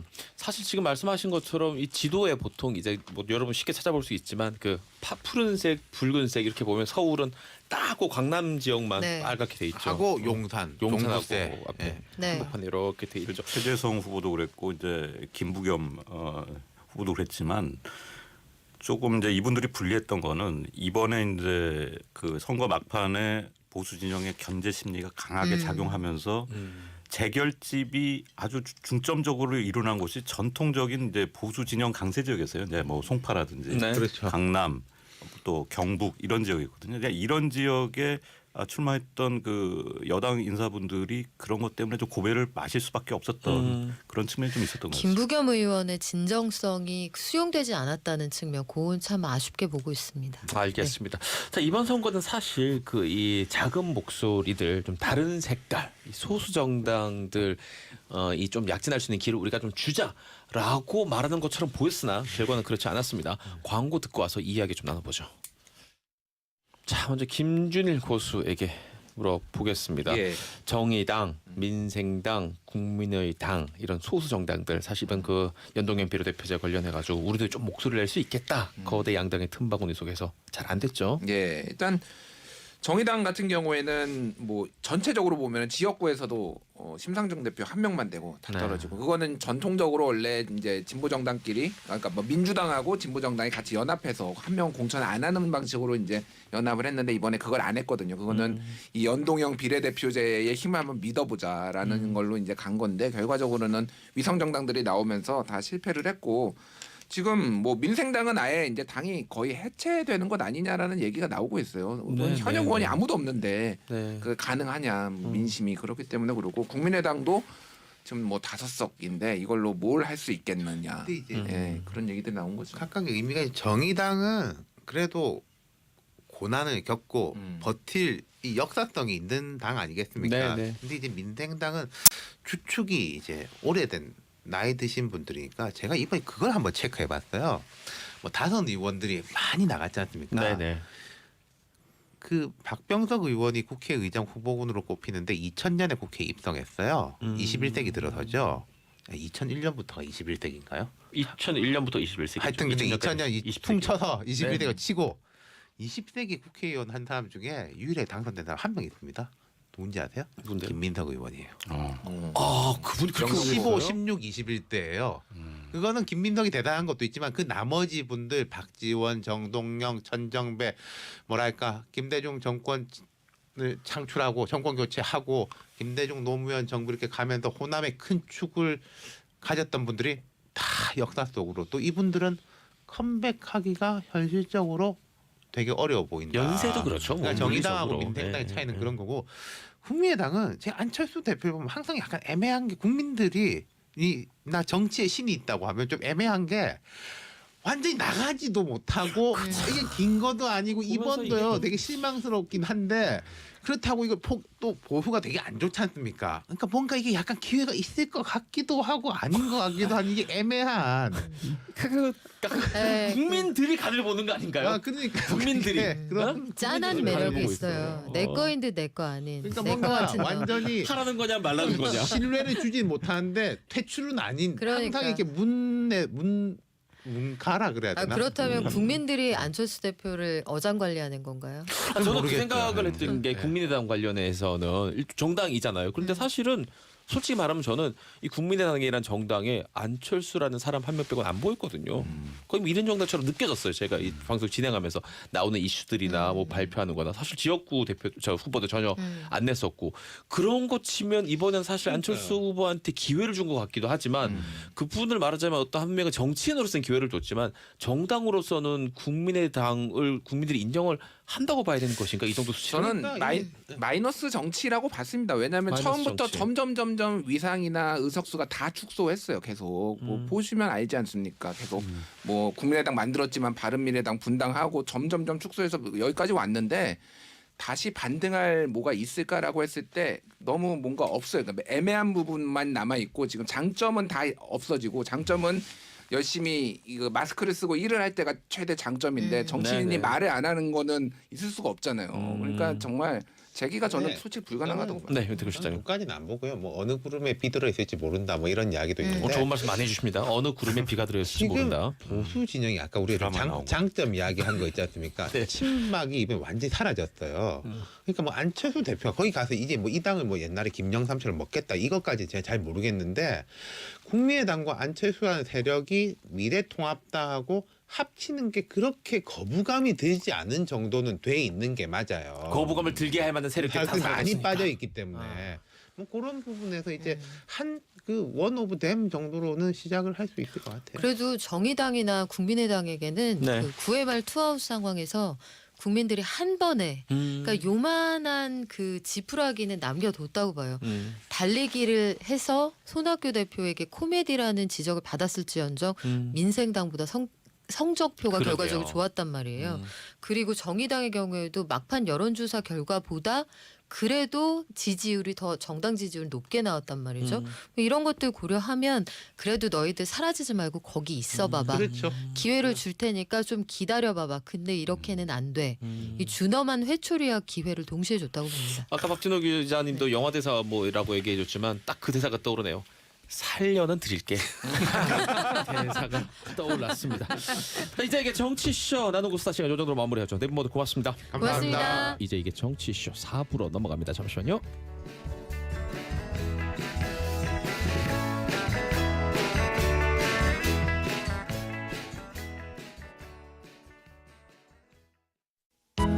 이제 이게 정치쇼. 네, SBS 이제 이게 정치쇼 1시간 동안이 21대 총선 관련된 뒷이야기 나눠봤습니다. 4월 16일 목요일입니다. 자, 4부 30분 동안 평화와 사랑 그리고 추억이 넘실대는 시간 가져봅니다. 북에서 왔수다. 함경북도 무산에서 온 대학생 윤지우 씨 안녕하세요. 네, 안녕하세요. 아직 대학생이고요. 네. 평양에서 간호사를 하시다가 오신 이수정 씨입니다. 네, 안녕하십니까. 이수정입니다. 저는 오늘 이 자리를 빌어서 그 시청자분들께 말씀드릴 게 있는데요. 네. 당을 떠나서 네. 그 태금희님을 국회의원을 뽑아주신 데 대해서 국민 여러분께 감사 인사를 또 드립니다. 같이 북에서 넘어온 네, 식구들끼리 정말 저는 감격했어요. 받아주는구나. 네, 이렇게 정말 저는 우리를. 긴가민가 했거든요. 정말 고맙더라고요. 꽤 그래도 물론 이제 지역이 상당히 그 미래통합당 유리한 지역이긴 했지만 어쨌든 당선이 됐습니다. 그럼요. 예전에 그 비례대표로는 네. 이 탈북하신 분들 중에 있었던 걸로 제가 기억을 하는데 지역구에서 본인이 이 선거 유세다 하고 이 승부를 해서 뽑힌 건 아마 최초로 알고 있습니다. 최초. 우리나라 역사상 네. 태영호, 태구민 자랑스러워요. 두 분도 모르지 뭐 한 10몇 년 뒤에 아유, 그러려면 지금부터 깨끗하게 살아야 되겠습니다. 돈만 조심하면 돼. 지구양. 소득세 신고도 잘하고. 지구양은 나중에 한 20년쯤 뒤에 장사의 신 뭐 이런 걸로 해서 나가. 수정 씨는 속삭이는 정치인이 되겠습니다. 글쎄요. 알겠습니다. 자, 두 분도 투표하셨습니까? 네, 저는 일찍 했습니다. 그 사전 투표? 사전 투표. 수정 씨는 언제 투표했어요? 저는 12시에 갔어요. 좀 특별한 의미가 있습니까? 12시. 예. 어떤 의미가 있죠? 투표장을 몰라서 좀 헤맸거든요. 대단한 이유는 아니었네요. 알겠습니다. 자, 몇 번째 선거였어요, 저는 이번이? 세 번째입니다. 그러면은 처음에 왔을 때 대선, 대선 그다음에 지방선거, 지방선거. 예, 그다음에 그 총선. 다 해봤네 하나씩 한꺼번에. 지구양도 그렇겠네요. 저도 3번 다 했습니다. 세 번 다. 네. 이제 조금 우리나라 선거 제도에 대해서 좀 감을 잡게 조금 된 그래- 거니까. 것 같아요. 저는 4번을 한 것 같아요. 4번인가? 네 번 했을 수도 있죠. 그러면은 저 20대 총선도 15년도였으니까. 했겠지. 근데 그럼 네 번째 사실은 총선이 처음에 한 있고 2번은 긴가민가 뭐 뭣도 모르고 그렇죠. 나갔어요. 네, 진보가 그렇죠. 뭐고 보수가 뭔지 아무것도 몰랐어요. 너무 헷갈리는 거예요. 그래서 이거 진짜 너무 뭐 사실 아무것도 몰랐어요. 그때는. 투표의 추억. 네. 수정 씨는 어땠습니까? 전요 그 맨 처음에 대선을 했을 때 소감이 나도 국민의 한 사람으로서 내 권리를 행사한다는 게 너무 그게 놀라웠어요. 항상 저쪽에서는 어떤 강요에 못 이겨서 하고 싶지 않은 투표를 했잖아요. 근데 어제는 내가 하고 싶어서 내 마음대로 내가 뽑는다는 아니 게 근데 그 시키는 대로 하는 척만 하고 안에 들어가가지고 슬쩍 딴 사람 찍으면 안 됩니까? 아니면 옆에서 딱 지켜봅니다. 선거위원회 사람이 딱 나와서 두 명 앉아 있어요. 아니 그러면 내가 어딜 찍는지 이렇게 보고 있다고요? 어디 찍는다는 게 없어요. 딱 한 사람이기 때문에 그냥 넣으면 됩니다. 찍는다는 게 없어요. 그냥 아 여러 명이서 경쟁하는 구도가 아니에요. 그러니까 아예 구조 자체가 달라요. 맞지. 여기서는 뭐 이렇게 대표들이 쭉 어제 보니까 놀랬어요. 투표용지가 너무 길더라고요. 네, 30몇 번까지 있었죠 비례는. 누가 누군지 모를 정도로 별난당이 다 있는데 북한은 오직 조선노동당 하나밖에 없지 않습니까? 그러다 보니까 선택이 후보들도 조선노동당에서 직접 정해줍니다. 약간 음. 공천 같은 느낌인 거죠. 네. 그 아까 우리 수정 씨가 같은 이제 북에서 넘어온 이 우리 국민 그 태구민 네. 후보 이름이 바뀌었죠. 태용으로 많이들 알고 있는 당선돼서 이제 뭐 감회가 새로웠다 이런 말씀을 네. 하셨는데 그 얘기는 있었어요. 이분이 이제 국회의원 후보자들은 누구든 이 후보가 되려면 재산 내역 공개해야 되는데 대략 한 18억 정도. 보통 이제 여기서 한 몇십 프로 정도 더 보죠. 그러니까 아마 한 20억대 이상의 재산이 있을 거라고 다들 추측을 하게 되는데 4년 만에 이 정도 재산을 넘어오신 분이 지우양이지만 50억 모았습니까? 저야 더 되죠 뭐. 아니 이번에 그 뭐 인버스 펀드 해가지고 아니 뭐 모았습니까? 어떻게 추측을 하세요? 꽤그 얘기 많았어요. 전 솔직히 깜짝 놀랐어요. 그분이 그래도 재산이 많을 거라는 생각은 했지만 이 정도일 줄은 몰랐는데요. 그리고 저도 나름대로 한번 계산을 해봤어요. 어허. 계산을 해보니까 뭐 한 시간에 뭐 100만 원의 그 강의료를 받은 그런 걸로 나오던데, 그리고 또 가만 생각해 이게 말이 돼라고 생각해 보니까 약간 말이 될 수도 있겠다라고 생각한 게 그분이 이유가? 나와서 여러 뭐 프로그램이나 이런 거 나왔잖아요. 근데 네. 그 대표적으로 그 이제 탈북민들이 나와서 하는 뭐 모라본 클럽이나 이만갑이나 이런 프로그램들이 있어요. 근데 거기에 나와서 이분이 나올 때는 아예 특별 코너로 해가지고 다른 탈북자들이나 연예인들 다 뺐어요. 그러니까 그분들이 한 10명이라고 해도 그분들의 출연료를 이분이 다 가져갔을 거라고 생각하면 연예인 수도 몸값이 될 수도 저는 있겠다 생각이 조금 들어요. 다르게 수정 씨. 생각하는 게 저분은 오실 때부터 가지고 온 재산이 저는 있을 거라고 생각해요. 자산이 어실 때부터 아하. 넘어왔을 때부터 어딘가 뭐 제3국을 통해 뭐 이렇게 네, 그렇게 하고 또 우리와 달리 또 갖고 왔구나. 망명하신 분이잖아요. 저희는 탈북이지만 갖다 그 국정원에서 또 많은 그런 뭐 혜택을 줬을 수도 네. 있겠다. 추측이죠 일단 그거는. 알겠습니다. 만약에 수정 씨 북한에서 만약에 아니구나 이제 알게 됐을 수도 있겠네요. 그럼요. 북한 그 노동당에서 이 태영호 전 공사 현 태구민 네. 당선자 이 소식을 들으면 어떤 생각을 할 것 같아요? 이건 제 석연인데 어떤 분들은 대단하다라고 할 수도 있고 또 뭐 이제 뭐 아주 또 이렇게 그 우리나라를 배반한 뭐 그런 사람을 볼 수도 있지만 또 어떤 분들은 그 이제 남한에서 또 저 사람한테 부여한 뭐 하나의 또 혜택이라고 또 볼 수도 있지 않을까요? 네. 그러니까 이렇게 해서 탈북했으니까 저 나라에서 이렇게 이런 혜택을 주었구나. 그러니까 이렇게 선거에 나가서 이렇게 투표를 받는다는 게 어려운 것도 모르고 저 사람들은 북한 사람들은 그냥 해줬다고 그 정부에서 줬다. 쉽게 준 걸로 그렇게 저도 후자 쪽에 많이 비중이 들어요. 그냥 우리나라 대한민국 정부에서 네. 우리 북에서 건너간 네. 우리 태영호 동지에게 국회의원 자리를 줬다. 네, 이렇게 그렇게 생각할 거다. 생각하는 거죠. 아하. 탈북을 장려하기 위해서 이렇게 생각할 가능성이 진짜 높아요. 그건 제가 생각도 못 해본 지점이네. 네.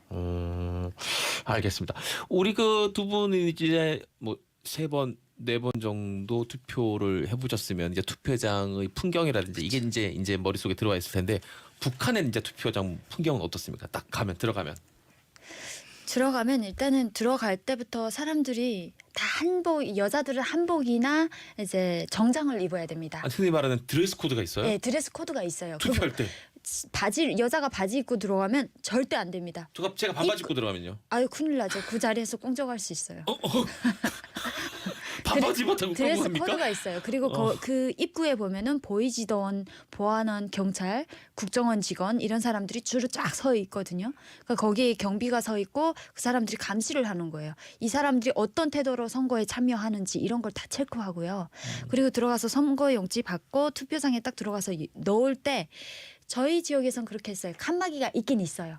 있고 거기에 꽃장식도 막 이렇게 화려하게 해놔서 뭐 비밀 투표한다라고는 하지만 그 옆에 뭐 안내를 한다라는 식으로 해서 감시원이 한 명이 있는 거죠. 그래서 실제적으로 그 사람이 투표함에 넣는지 안 넣는지 그걸 보는 겁니다. 그러니까 사실 여기에서 보면은 투표 용지에 찬성하는 사람한테 도장을 꾹꾹 찍잖아요. 그렇죠. 근데 거기에는 뭐 3명이라고 하면은 대의원 3명이라고 하면 무조건 찬성이기 때문에 그 사람들한테 도장 찍을 필요는 없고요. 그냥 투표 용지를 가져오다가 하메라 넣기만 하면 찬성이에요. 아, 근데 이게 특이하다 그것도. 1962년 이후로 바뀌는데 그 전에는 있었대요. 그러니까 반대 투표함도 있었대요. 찬성은 하얀색이고 반대는 까만색 이렇게 투표함이었는데 찬성함에라 넣으면 찬성이고 까만데라 넣으면 반대였는데 62년 이후에 아예 반대표를 없앤 거예요. 아. 반대 투표함을. 근데 말이 62년이지 되게 오래됐네요. 60년이면 뭐 그렇죠. 50년 넘 전인데 야 근데 그때 과연 반대 투표함에 넣은 사람이 있었을까요?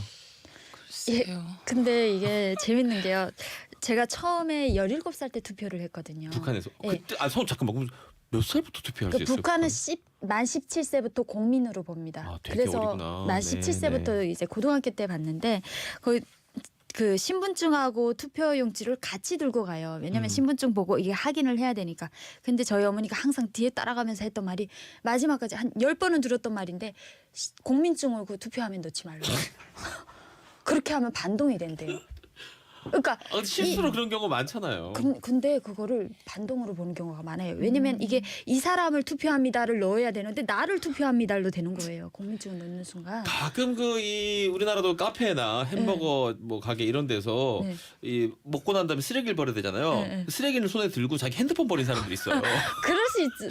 소격이. 근데 정말 저희 어머니가 그거 넣지 말라고 하니까 계속 그걸 넣게 되는 거예요. 이게 넣지 말아야 돼 하다 보니까 그걸 계속 넣게 돼서 어머니가 마지막까지 따라 들어와서 넣으면 안 된다고. 알겠습니다. 근데 그러면은 자 우리는 이제 그 보통 이제 대통령 뽑는 대선이 있고 국회의원들 뽑는 이번에 한 총선이 있고 그다음에 각 지방자치단체장을 뽑는 네. 지방선거, 대선, 총선, 지선 이렇게 세 개라고 부르죠.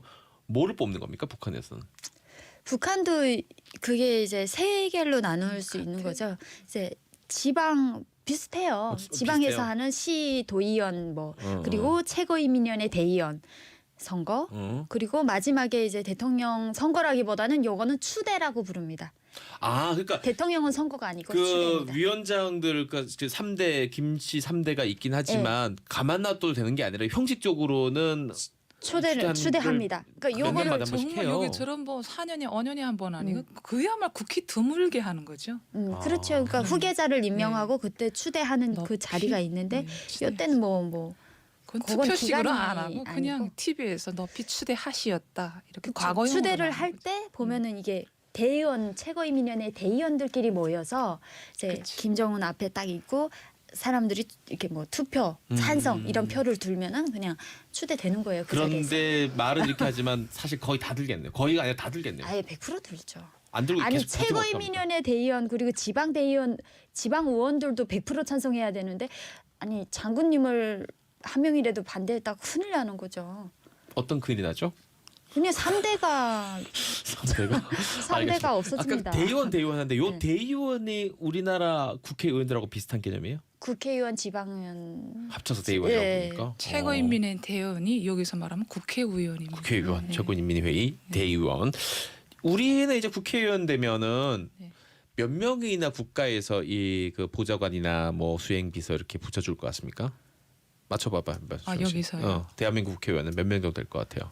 보좌관으로요? 뭐 옆에 이제 뭐 정책도 같이 뭐 만들고 그 다음에 운전도 해야 되고 여러 가지 한 스텝들이 국회의원이 300명이라면 한 절반은 되지 않을까요? 아니, 내 말은 한 사람당 몇 명이 붙여줄 거냐고. 아, 한 사람당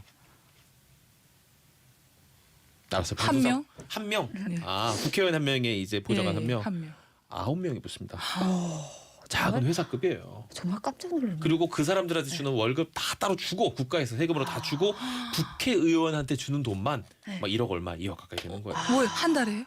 아니, 1년에 이분들 돈 얘기 나오니까 귀가 이렇게 커져가지고 또 와. 1년 연봉이요. 하지만 그거는 정말 그 국회의원한테만 주는 거. 정말 그리고 일을 판공비 잘하셔야 이런 것 때문에 되겠네요. 잘해야 돼요. 야. 지금 두 분도 세금 내잖아요. 그 네. 돈들이 다 지금 이 국회의원들 그 보좌관 월급, 국회의원 월급, 기름값 이런 거 다 들어가는 거예요. 그 정도면 일 못해서 욕 먹어도 뭐 돼요. 괜찮은 손 내줘도 됩니다. 이 정도 권력이 있습니다. 게다가 그거 알죠? 그 해외에 그 입국하고 출국할 때 또 굉장히 예. 빠른 통로로 갈 수 있는 거 아주 사소한 그렇죠. 것부터 시작해가지고 불체포 특권이라든지 이런 네. 수많은 특권들이 있어요. 국회의원들은. 저도 지금 특권 이야기가 나왔으니 지금 저도 생각해봤는데요. 여기 한국에는 국회의원들이 여러 가지 특권이 있잖아요. 아까 네. 말씀하신 네. 것처럼 불체포 특권과 여러 면책 가지가 있어요. 특권도 네, 있고 면책 특권도 가장 있고. 대표적인 게. 근데 북한에는 보면은 이제 그 최고인민의 대의원들이 무슨 그런 특권이라는 게 없고 그냥 위에서 결정하면 꼭두각처럼 그냥 집행하는 것뿐입니다. 그냥 아, 그래요? 이 사람들이 특권이라는 게 그냥 운송 수단을 무료로 이용할 수 있는 거. 그러니까 뭐 이것뿐인가요? 변호사도 마찬가지예요. 특권이 없어요. 자기들의 권한이 없어요. 그렇죠. 그리고 네. 하는 일 자체가 아예 다릅니다. 예, 이분들이 뭐 딱 국회의원 되면 국회의원 직분을 가지고 일을 하는 게 아니라 각자 뭐 정말 노동자들부터 시작해서 다양한 계층의 이제 국회의원들이 있어요. 근데 네. 이 사람들이 왜 최고인민위원회 대의원이 됐는지도 모를 정도로 그냥 랜덤으로 추천된 것 같은 그런 분들이 많은데 이분들은 그냥 각자 회사에서 일을 해요. 맡은 일을 해요. 그래요? 국회의원 그대로- 일을 하는 게 대의원 일을 하는 게 아닙니다. 아니라? 그게 아니라 맡은 일을 하고 1년에 2번씩 정규 회의를 합니다. 아, 회의를 흔히 해서- 말하는 우리 상금 비상을 할 때 이분들은 그렇죠. 비상근이구나. 그래가지고 뭐 시 예산을 짜거나 이런 일에만 하는 거고 그리고 시에서 뭐 지 자체 위원장을 뽑을 때 그때 투표권을 행사할 수 있는 이런 거 그리고 또 재판할 때 여기로 말하면 그 옆에서 참여하는 배심원 비슷한 역할을 합니다. 그건 또 특이하네. 우리는 네. 그런 건 없습니다, 사실. 네. 그리고 최고인민위원회 대의원이 되면은 자녀들이 예를 들어서 죄를 짓잖아요. 한국 영화를 보다가 걸렸다 봐줍니다. 공식적으로 그래요? 네, 공식적으로 그렇습니다. 아, 처음 알았어요. 어. 제가 그거 겪어봐서 아는데 아버지가 대의원 한 적이 있어서. 아니 저희 아버지는 이제 어. 그쪽은 친구, 아니에요. 친구. 친구인데 7명이 그 자녀분이 최고인민위원회 자녀분이 7명이 같이 한국 드라마 보다 걸렸거든요. 드라마가 뭐였습니까? 그때 시범겸이 걸렸어요. 그 정도 되면은 10년이거든요. 교화. 아니 한국 드라마 봤다고 10년 교화를 한다고? 시범겸이기 때문에 일반 범죄로 걸리면 한 5년에서 3년, 4년 이렇게 갑니다. 가벼운 처벌이 아니에요. 근데 10년인데 최고인민위원회 대의원 딸을 살리기 위해서 그러면 옆에 아니 같이 같이 본 본 사람들 친구들 있잖아요. 있으니까. 그 사람들도 같이 살려야 되잖아요. 얘네 완전 대운을 맞은 거예요. 6개월씩 하고 끝냈어요. 교화 6개월만 하고 한국 드라마. 네. 야 드라마 한 편 봤다고 6개월이면 저희 우리 밖에 있는 스태프들은 종신형이에요. 다 지금 매일 드라마 한 편씩 보는데. 행복한 줄 아세요. 알겠습니다. 이 그럼 투표용지 생김새도 완전 다르겠네요. 투표용지가 그냥 수첩장처럼 이렇게 한 장짜리 이렇게 접는 거로 되어 있어요. 거기에 뭐 대의원 누구라는 이름만 있고 아 여기 예. 지금 우리 이렇게 제작진이 화면에 예, 띄워뒀는데 이렇게 수표장처럼 선거표라고 수첩. 적혀 네네. 있네요. 네. 그리고 후보자 이름 한 명만 딱 진짜 그러니까 단촐하네요. 이 대의원을 어떻게 뽑냐면요. 이제 조선노동당 마크를 보면 마치야 낫 붓이 있잖아요. 이렇게 세 가지가 이렇게 있거든요. 그러니까 네. 마치는 노동자를 이제 상징하고 음. 낫은 그 농민, 붓은 인테리니까 그 모든 세 곳에서 다 뽑는다는 거예요. 농민에서도 뽑고 노동자에서도 뽑고 인테리에서도 뽑고 대의원을 그렇구나. 새 직종에서. 지금 그리고 청취자분들께서 네. 수정 씨가 상당히 그 목소리가 낮은 톤이고 속삭이는 듯한 음성을 갖고 있잖아요. 아까 그 국회의원 월급 얘기할 때 1억이요? 하면서 했던 목소리가 지금 1년 동안 들었던 목소리 중에 제일 컸다고. 알겠습니다. 자, 그럼 이제 그 투표하기 전에 우리 이제 선거 운동이 굉장히 치열합니다. 네. 보셨죠? 두 분도 다 지역에서 하는 거. 네, 진짜. 봤어요. 그때 되면 전쟁터 뭐. 같은. 네, 네. 차 타고 막 다니면서 막 마이크 소리도 진짜 지르고 유세차 타고 노래하고 가지고. 춤추고. 예. 북한은 어떻습니까? 여기가 치열하다면 북한은 숭엄합니다. 어딘가. 숭엄하다. 숭엄해요. 다 사람들이 딱 저 자세를 취하고 일직선으로 다 말도 하지 말고 들어가야 되며 그렇게 해야 되니까 어딘가 숭엄하고 어딘가 좀 무서워요. 분위기가. 그 선거 기간에 운동할 때는 어때요? 선거 운동할 때 보면은 여기하고 다른 게 뭐 어느 후보를 지지하자라는 선거 운동이 아니라 그냥 투표에 참여하자, 100% 찬성하자 이런 취지에서 선거 운동을 합니다.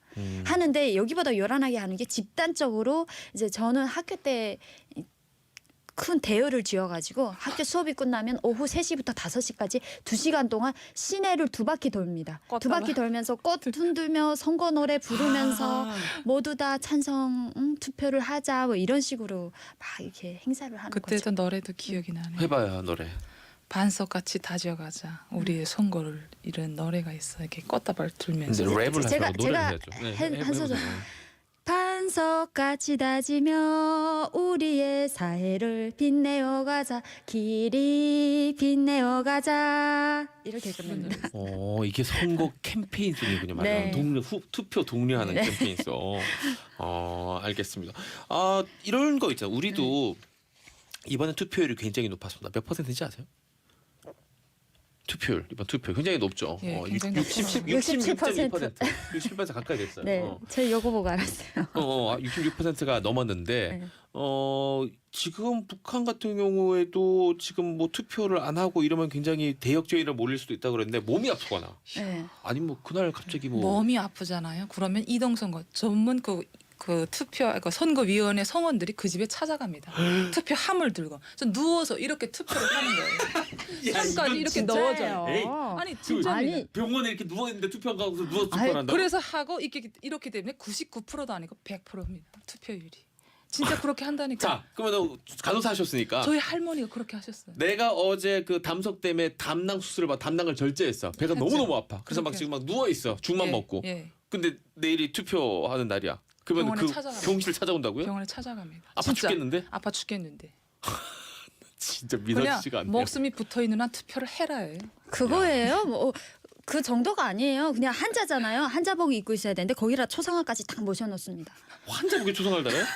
한자복에 가서 초상화를 딱 이렇게 하고 그냥 머리도 쫙 이렇게 넘기고 그리고 누워서 이렇게 정중하게 투표를 해야 됩니다. 진짜. 저희 할머니가 한번 아파서 투표를 못할 상황이었는데 막 한복을 입혀주더라고요. 막. 네.